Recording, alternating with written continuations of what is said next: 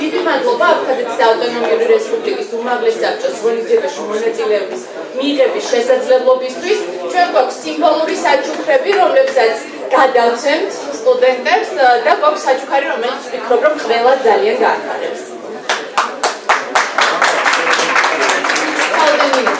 მოგესალმებით, მე მართლა ძალიან დიდი პატივია ჩვენთვის, რომ იყოთ ეს თქვენ გვერდში და რათა ორ სიტყვას დავამატებ, თქვენ ძალიან პატარები ხართ და ის თაობა ხართ, რომელსაც ალბათ არ გახსოვთ აფხაზეთი.